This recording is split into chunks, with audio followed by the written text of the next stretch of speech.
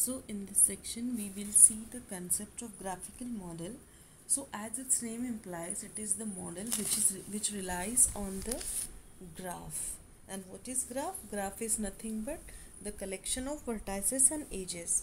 So the graphical model is a graph which represents the relationship among the set of variables. Means we are having the set of variables which are nothing but the vertices and edges combination, and that is represented by the graph, and that consists of the graphical model.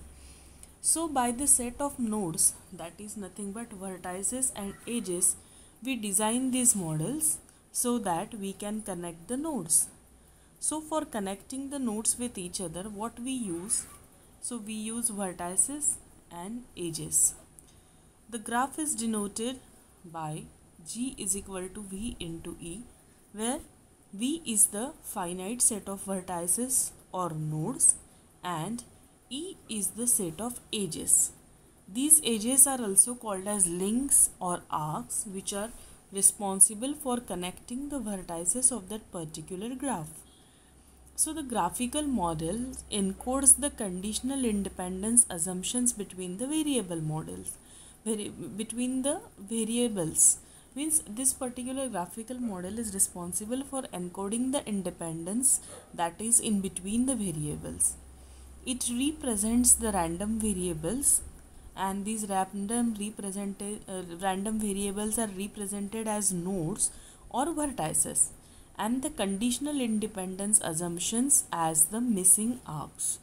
So the graphical models are the unifying framework for describing the statistical relationship between large collection of random variables.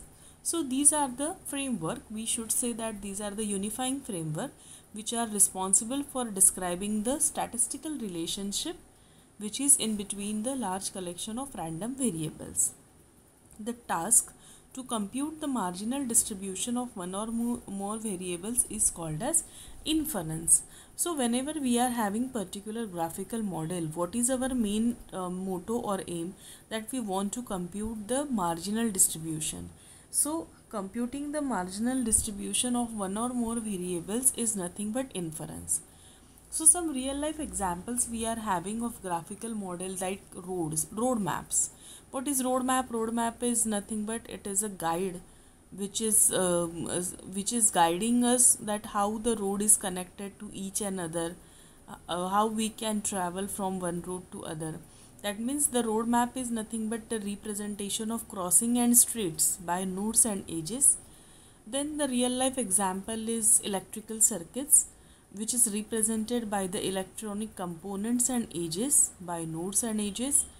Computer networks, which represents the computers and connections by nodes and edges. World Wide Web, that is nothing but WWW, which is our essential part, which represents the web pages and links by nodes and edges. Then flowcharts. This is a very important part of every software engineer's life, that is flowchart. So that it is represented by the boxes and arrows by the nodes and edges. So these were some few real life examples where the actual implementation of graphical models is done. There are typically two types of graphical models: undirected graphical model and directed or Bayesian networks. So both the families of these graphical models encompass the properties of factorization and independences. So if they are having the same properties, then how they differ? So they differ in the set of independences they can encode and the factorization of the distribution they can induce. So they are differentiating with each other by the set of independence which is used for encoding and the factorization distribution they are inducing. As undirected graphical model, we are not having edges with particular orientation or direction, and in directed we are having the proper orientation or direction where the nodes are connected with each other. So this is all about the graphical model. In our next section we will see these types of graphical model in detail. Thank you.